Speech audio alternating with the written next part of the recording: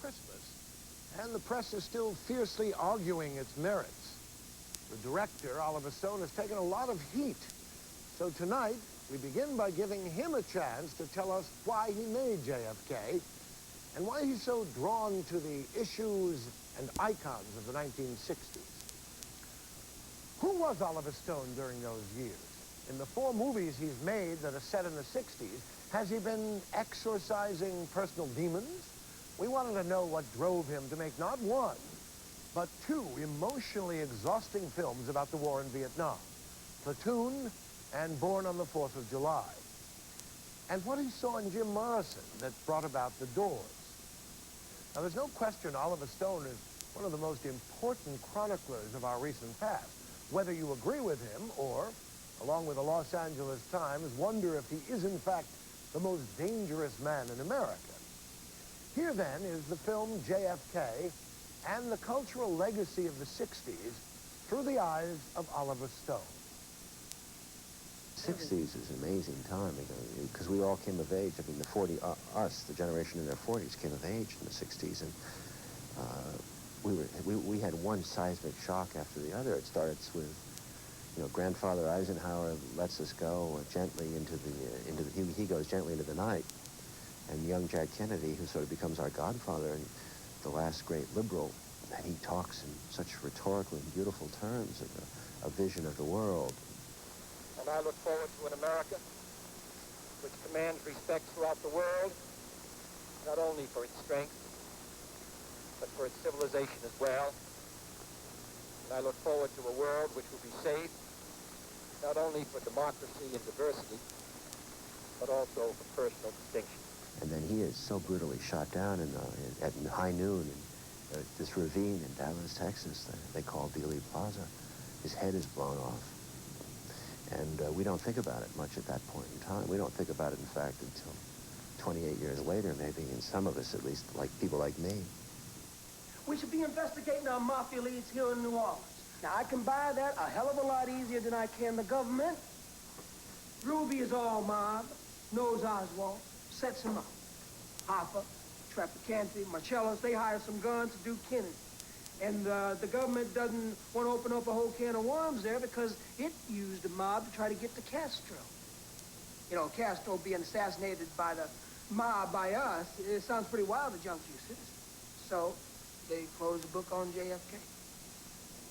Makes perfect sense to me. I don't doubt their involvement, Bill, but at a lower level. Oh, come on. Could the mob change the parade route, Bill? Or eliminate the protection for the president? Could the mob send Oswald to Russia and get him back? Could the mob get the FBI, the CIA, and the Dallas police to make a mess of the investigation? I mean, could the mob get the Warren Commission appointed to cover it up? Could the mob wreck the autopsy? I mean, could the mob influence the national media to go to sleep? And since when has the mob used anything but 38s for hits up close? Mob wouldn't have the guts or the power for something of this magnitude. Assassins need payrolls, schedules, times, orders. This was a military-style ambush from start to finish. This was a coup d'etat with Lyndon Johnson waiting in the wings. The Kennedy movie, JFK, is really, I think, a hypothesis in the sense that I do take, there are facts as stated in the movie, and then beyond that, we speculate to reach our conclusions. So there is a leap of faith. I think we are in the spirit of what happened. I think we're close to real events. I don't really know who killed Kennedy or how, but I have an idea of why, and that leads me to speculate on who and how. But I called it at one point a myth. We're trying to create almost a counter myth to the Warren Commission myth, because I think that is even a bigger fiction than our movie. I think that, you know, we ultimately can't know unless these files are opened, and that is a big issue. You know, I think that we can start with the House files, with CIA, FBI, and military intelligence files on Oswald and Ruby and Jack Kennedy, Guy Bannister, the events in Dallas in November '63, would certainly clarify a lot of the confusion. But barring that, it's the right of artists, it's the right of novelists and filmmakers to reinterpret. And in this case, you know, they accuse me of rewriting history, but I don't think the history was ever written. I think that the history is very superficial in the 60s. Young kids I talk to in the streets, they don't know who even Lee Oswald and Jack Ruby were. And in the history books, American history books, you see these 2 paragraphs, and you see this young, handsome president who he's shot down by this bad guy out of his window, and then he is, in turn, killed by this angry vigilante. And it's sort of like a John Wayne movie. Really, it's a Western, and it really works. And it's simple, and it's clean. Did you shoot the president? I didn't shoot anybody, no, sir. And nowhere does anyone ask, what are the political forces that may be opposed to Kennedy? I'm just a patsy. Is the possible political motive for the murder? It was never asked why Kennedy was killed, who benefited, and who has the power to cover it up if it was a conspiracy. I never could figure out why this guy orders a traceable weapon for this post office box when he can go into any store in Texas, give a phony name, and walk out with a rifle which can never be traced. To frame him, obviously. There's a lot of smoke there, but there's some fire. We're talking about our government here. No, we're talking about a crime, Bill, pure and simple. Y'all gotta start thinking on a different level, like the CIA does. Now, we're through the looking glass here, people. White is black, and black is white. This maybe Oswald is exactly what he said he was. A patsy. Kennedy's death was really a major, major setback for our generation, because it led ultimately to Vietnam. It led to the cycles of poverty and recession and depression that we've had as a result.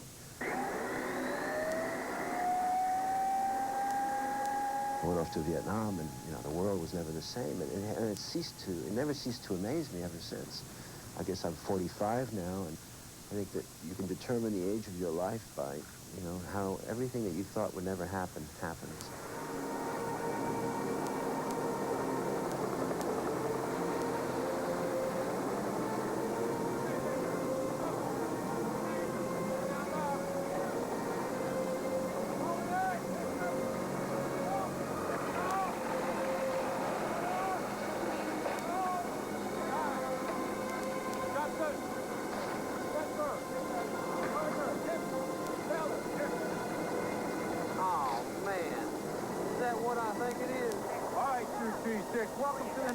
I went for 15 months in the infantry.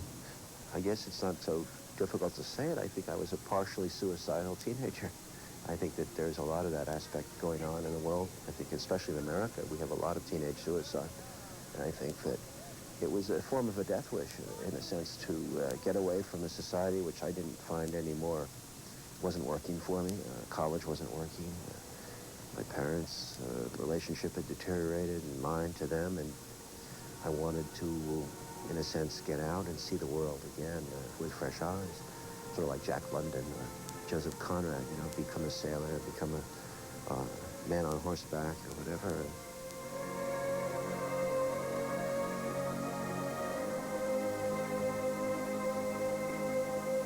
I came back and didn't want to know Jack for 3 years. I think I just basically buried myself in other pursuits. But the anger was there. There's no question that we came home to a second war, and that's what Bourne tried to show, that we thought it was all in front of us and it was really behind us too.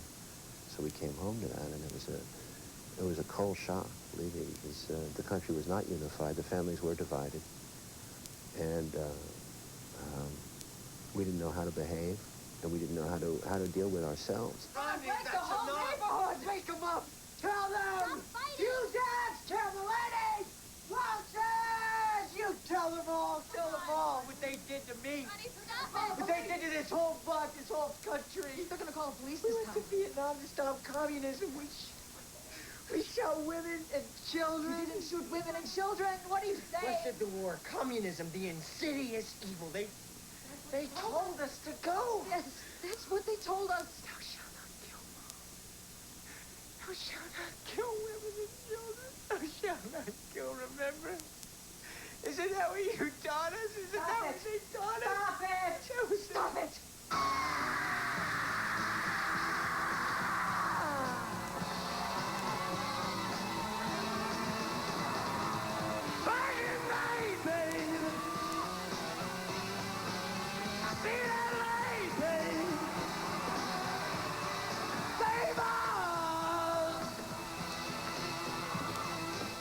The Doors came out of Vietnam too, in a sense, because the whole concept of a countercultural explosion against our parents domestically, came out with through music, and through drugs, and through sexuality. And I think Jim Morrison emblemized that. And he, to me, he represents this sort of dark Dionysian force in American culture. Hey, I want to tell you about something that happened just a few minutes ago right here in New Haven. This is New Haven, isn't it? New Haven, Connecticut. United States of America. Is the West really the best? Or you just stoned on weed? I'm on fire, Sam! Sing like my fire! Shut up!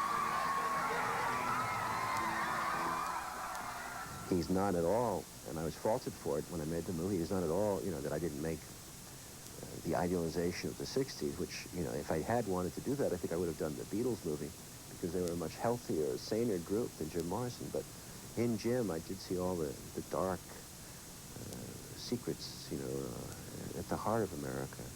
And I linked Jim in some way to Garrison and to Jack Kennedy. I don't know why, but subconsciously they're close. I mean, in a sense, Morrison's madness and his violence come out of the Kennedy assassination.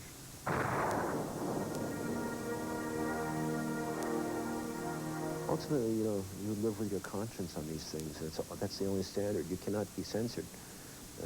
If you say that an artist has a social responsibility, I yawn at that word, because not out of, just because it's the wrong word, because the Soviets told their artists that they had a social responsibility to socialism, and the Nazi politicians told their artists they had to have a fascist sensibility. So as soon as you get into this business of, quote, social responsibility, you're in deep trouble. And when I hear newsmen throwing that at me with a club, I sense that those newsmen would be perfect working for Joseph Goebbels. And I've heard a lot of it, by the way, in America, a lot of it. And an unthinking press, a press that just reacts to the glitz of the next thing. And they don't even formulate their thoughts before they ask the question. Mark Twain had a great quote. He said, the lies are flying around the world while the truth is still putting on its socks. It takes a little time sometimes to dig for the truth. It really does. And if we dug a little harder in Dallas that day, we wouldn't be such a glitzy society. We'd be a little less superficial. Next, a reaction to Oliver Stone, JFK, and other hot topics from our roundtable guests. And later on, a stringed instrument seminar with Ricky Skaggs. Gonna have more fun.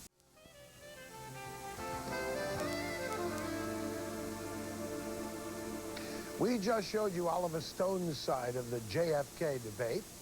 With their own responses to the film and other issues of the day, here are our roundtable regulars, Benilde Little, senior arts editor for Essence magazine, and John Hockenberry, National Public Radio correspondent. Doesn't look to me, Oliver Stone, like the most dangerous man in America. To you, Benilde?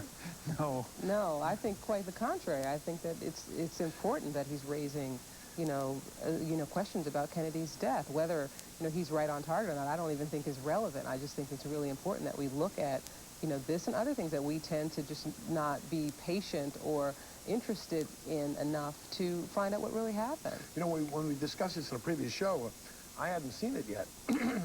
And John, you put forth an interesting idea that he's sort of tramping on the feet of newsmen, and that's why they're so angry. Is that something to do? Well, I think that there's a responsibility, assumed by news people to present this kind of history, but I think it's silly. I mean, I think if anything, Oliver Stone's movie has caused news people to do a lot more looking at the issue, and maybe they're criticizing Stone at the same time, but I think the whole process is pretty good. I mean, where I part company with Stone, and I must say I like the movie, and I liked it much better than any other Oliver Stone movie I've ever seen, is that he creates this counter myth of Kennedy, which I think is flawed. And in every Oliver Stone movie, you see him attempting, taking one person, one symbol, and trying to endow them with all of the weight of Oliver Stone's personal psychological hopes for the age, all of which have been dashed, apparently, and he explores that for us over a period of hours. Had Kennedy lived, there would be no Vietnam War. There would be and all no, that. right. We're just But one nice white president away from utopia in the so United States. many unanswered questions, though, and a real tight movie, although a long one. All right. Moving on to a different movie that Benilde has seen, which is The Hand That Rocks the Cradle. Now, we have a little clip here